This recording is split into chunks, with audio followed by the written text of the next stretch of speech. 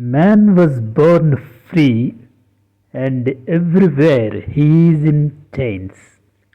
Jean-Jacques Rousseau.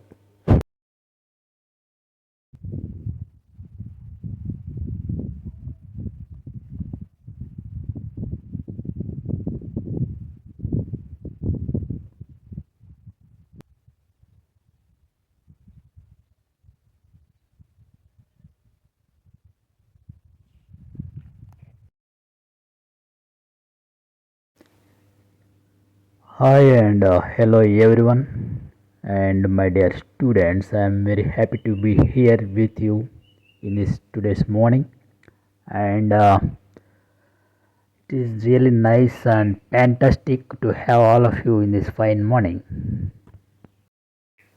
And okay, in this video, I am going to explain you the second stage of the poem Desiderata.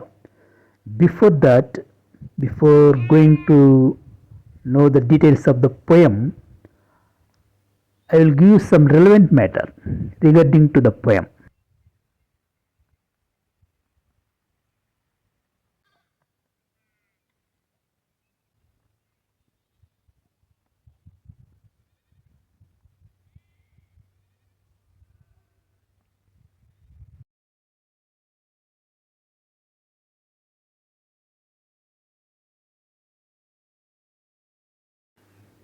Jean-Jacques Rousseau Mahasaid అంటాడు, మిత్రులరా, man was born free and everywhere he is in chains. చూడండి, మనిషి స్వేచ్ఛగా పుట్టిన మనిషి సర్వత్రా సంఖ్యలతో ఉన్నాడు అంటున్నారు Rousseau మహాశయుడు.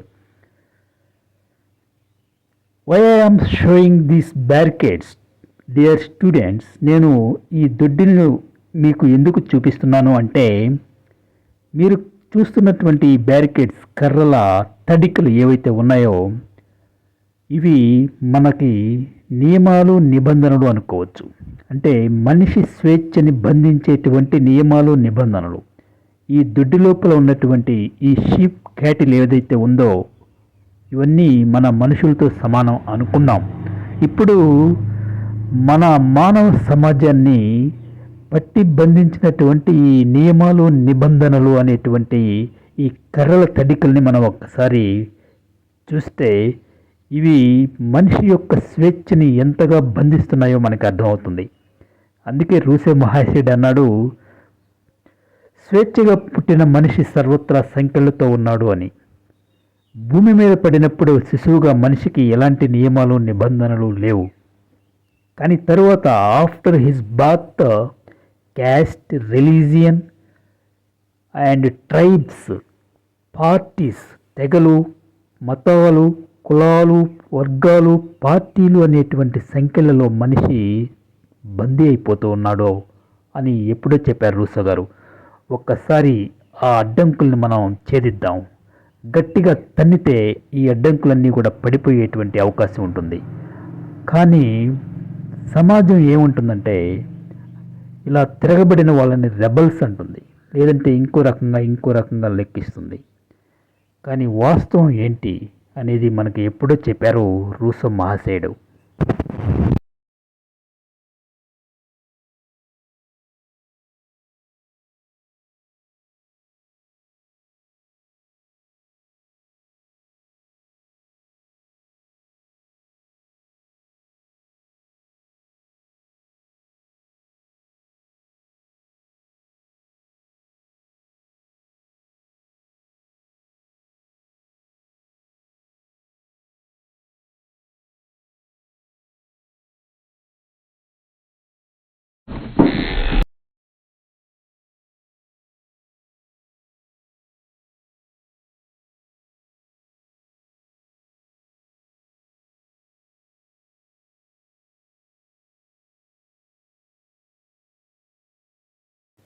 Look students, rules and regulations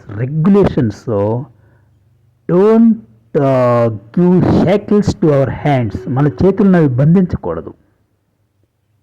అలాంటి రూల్స్ అండ్ రెగ్యులేషన్స్ మనకు ఉండకూడదు, అవసరం లేదు. there is no need of that kind of rules and regulations. So ఇప్పుడు ఇలాంటి సమాజంలో మనిషి తన యొక్క వ్యక్తిగత జీవితాన్ని కోల్పోకుండా ఉండాలంటే ఏం చేయాలో డెసిడరేటా సెకండ్ స్టేంజ్లో మ్యాక్స్ హెర్మన్ గారు ఎక్స్ప్లెయిన్ చేశారు. Now let's go to the poem. Students, ఇప్పుడు ఈ మేకపిల్లని చూద్దాం.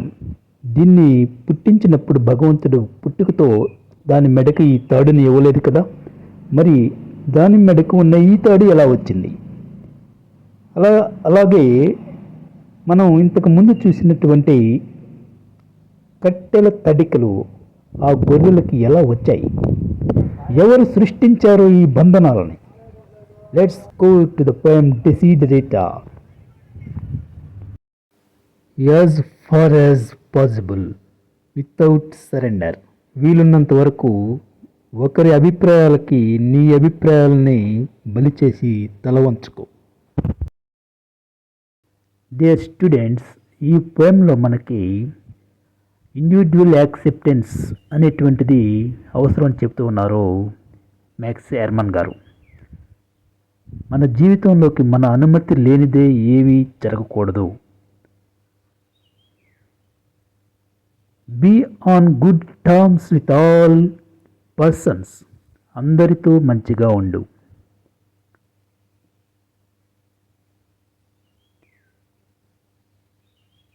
గుడ్ టర్మ్స్ అంటే సత్సంబంధాలను కలిగి ఉండటం అవసరం. ఎందుకంటే ఇది ఒక సమాజం కాబట్టి.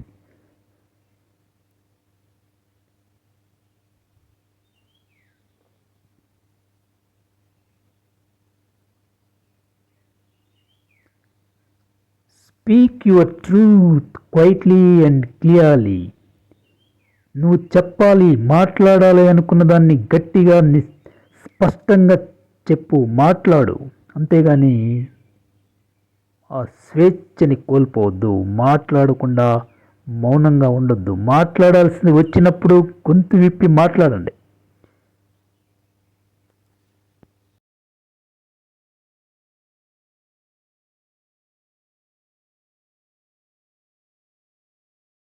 And listen to others.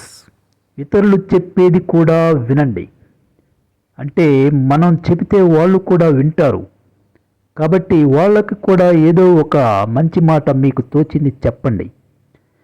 Even to the dull and ignorant.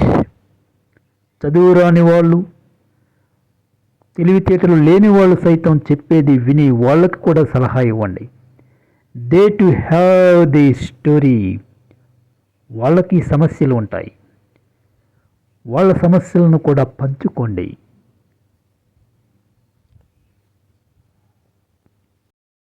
Standard 2 మనకిచ్చేటువంటి message ఏంటంటే self acceptance and embracing individuality. మనం ఎప్పుడు కూడా మన ఇండివిజువాలిటీని కోల్పోకూడదు. సెల్ఫ్ యాక్సెప్టెన్స్ లేకుండా మన జీవితంలోకి మన ప్రమేయం లేకుండా ఏమీ జరగకూడదు. In good terms with all persons. Speak your truth quietly and clearly. Listen to others, even to dull and ignorant. They too have their stories. Avoid loud and aggressive persons. They are vexes to the spirit. Avoid loud and aggressive persons. ఊరికే గొప్పలు చెప్పుకునే వాళ్ళని, డంబకాలు పలికే వాళ్ళని పక్కన పెట్టండి. వాళ్ళ మాటల వల్ల మీకు ఎలాంటి ప్రేరణ లభించదు.